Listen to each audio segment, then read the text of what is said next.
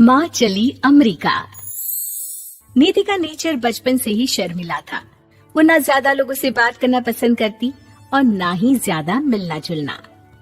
निधि, ये पैसे ले जरा और बाजार से चीनी तो ले आ। नहीं माँ, मैं नहीं जाऊंगी, मुझे शर्म आती है, आप ही चले जाओ ना। अरे पता नहीं क्या करेगी ये लड़की। जीवन में कभी कुछ किया ही नहीं सिवाय पढ़ाई और घर के कामों के। इसकी शादी भी आसपास ही कहीं करवा दो, दूर जाकर इसका गुजारा कैसे होगा। निधि सुनती सबकी, समझती भी, लेकिन चुप करके रह जाती। एक दिन पिता के दोस्त अपने परिवार के साथ निधि के घर खाने पर आते हैं। उनकी बेटी बहुत ही स्मार्ट होती है। निधि बेटा, वीणा के साथ बात करो। देखो, अंकल की बेटी भी आई है उनके साथ। निधि वीणा के साथ वहीं बैठ जाती है। चलो ना अंदर चलते हैं, यहाँ कहाँ बड़े लोगों के बीच बैठे। निधि माँ की तरफ देखती है और अंदर चली जाती है। वैसे मैंने ना अपना चैनल खोला है, तुम सब्सक्राइब करना उसमें। मैं ना ब्यूटी और फैशन की बात करती हूँ। ये देखो।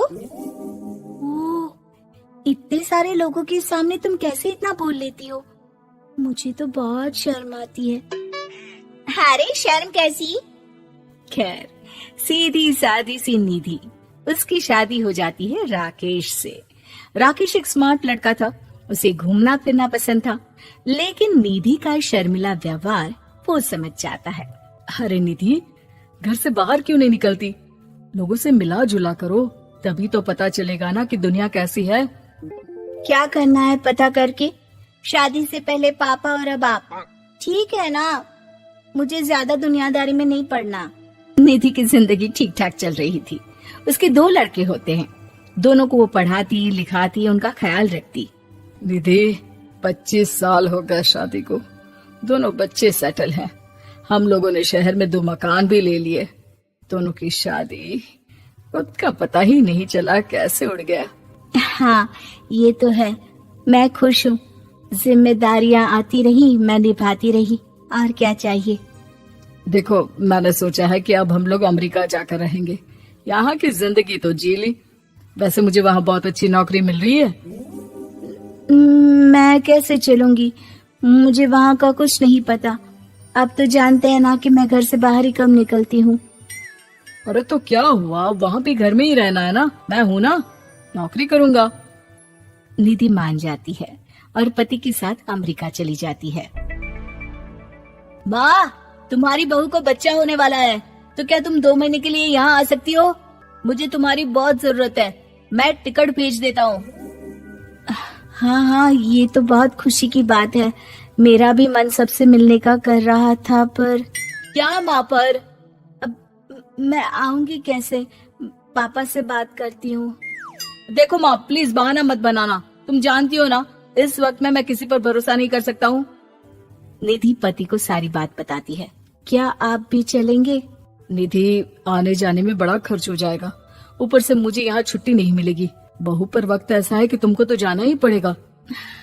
मैं अकेले दुकान तक तो नहीं जा पाती, इतनी दूर भारत कैसे जाऊंगी, मुझसे नहीं होगा। लेकिन सबके कहने पर निधि को जाना ही पड़ता है। एयरपोर्ट में घबराई निधि एक मुसाफिर से कहती है, मैं ना भारत जा रही हूँ, दिल्ली जाने वाली फ्लाइट। सब मिलकर निधि की मदद करते हैं और फाइनली निधि भारत पहुंच जाती है, जहां बेटा उन्हें घर ले आता है। वाह माँ जी, यहाँ तो मैं भोपाल तक नहीं जा पाती, आप अमेरिका से आ गई। भाई चालाकी तो औरतों में होनी ही चाहिए, यहाँ हम बुद्धू के बुद्धू रह गए। निधि इतनी दूर और लंबा सफर करके थक जाती है, वो चुपचाप बैठ जाती है। बैठना नहीं है माँ जी, बच्चा पकड़ना है, ये लीजिए।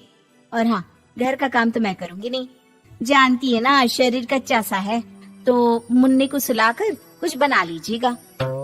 निधि को बहू का व्यवहार बहुत बुरा लगता है। जैसी भी थी, पिता और पति की हमेशा लाडली रही थी निधि। निधि बेटे की तरफ देखती है। माँ, वो काम वाली कोई मिल नहीं रही है ना, मैं देखने की कोशिश तो कर रहा हूँ, जैसे ही मिल जाएगी वो संभालेगी सारा काम। अरे कैसी बात कर रहे हो? जब पहले मैंने कहा था कि अमेरिका से इनके टिकट में जो पैसा खर्च कर रहे हो उतने में नौकरानी रख लो, तो नहीं, मेरी बात पर विश्वास नहीं था। कि ना कोई मेरे बच्चे को अच्छे से नहीं संभालेगा। अब इनका भी खर्चा और नौकरानी का भी खर्चा। अरे ना जी ना, मैं नहीं संभाल सकती। निधि जैसे तैसे 2 महीने रहकर वापस अमेरिका चली जाती है, लेकिन वहां जाते ही जैसे राकेश उसे देखता है उसके गले लग जाता है। ये क्या हालत बना रखी है निधि, कैसी लग रही हो? खाना नहीं खाती थी क्या? क्या हो गया? निधि पति से कुछ नहीं कहती, बस रोती ही चली जाती है। मैं नहीं चाहूंगी कभी भी भारत, आप मुझे हमेशा यहीं रखना अपने पास। राकेश बेटे को फोन करता है। तुम्हारी माँ की जो दुर्दशा करके तुमने भेजा है ना, मुझे पता होता तो मैं अपनी बीवी को कभी तुम्हारे पास नहीं भेजता। पापा, आप तो रीना का नेचर जानते हैं ना, वो माँ पर हावी रहती थी। अब मैं तो ऑफिस चला जाता था, वो माँ पर जुल्म करती है और माँ भी इतनी सीधी है कि चुपचाप सहती रही। मुझे माफ कर दीजिए पिताजी। खैर, राकेश कहता भी क्या, प्यार दुलार के साथ अपनी निधि को संभालने में लग जाता है। लेकिन कहते ना, वक्त हमेशा एक सा नहीं रहता। अमेरिका में ही राकेश की मृत्यु हो जाती है और निधि अकेली रह जाती है। बड़ा बेटा कहता है, माँ भारत चलो ना, हम लोग साथ रहेंगे। निधि को जैसे ही वो सब सीन्स याद आते हैं वो परेशान हो जाती है। समझ में नहीं आता कि पति के बिना अब जीवन कैसे चलाएगी। मैंने सारा जीवन घर का काम किया, घर देखा और जिंदगी चलाई, लेकिन जिस घर में रही सबने प्यार दिया, मैं वहां नहीं जाना चाहती। तभी राकेश जिस कंपनी में काम करता था उसका मालिक निधि के घर आता है। वो भी भारतीय ही होता है। दीदी, राकेश ने आपके बारे में बताया था। जब से आप भारत से लौटी थी उसे आपकी बहुत चिंता रहती थी, इसलिए उसने मुझसे कहा था कि कभी अगर वो ना रहे तो मैं आपको ये पैसे दे दूं। और हाँ, हम लोगों की कंपनी में आपके लिए नौकरी भी है। निधि पति के पैसे देखकर मन में तसल्ली करती है और नौकरी के लिए हाँ कर देती है। अरे पागल है क्या माँ, कैसे नौकरी करोगी? ये अमेरिका है, दिल्ली नहीं। वहाँ तो तुम घर से निकल भी नहीं पाती थी, यहाँ कैसे? मेरे पति, मेरे पिता मुझे खुश देखना चाहते थे। वो लोग जब तक थे मुझे किसी चीज के लिए ना फोर्स किया, ना कभी कमी होने दी। पर अब मुझे जीवन जीने के लिए घर से निकलना ही होगा। बेटा, तुम तो अगली फ्लाइट से भारत लौट जाओ, मैं यहीं खुश हूँ।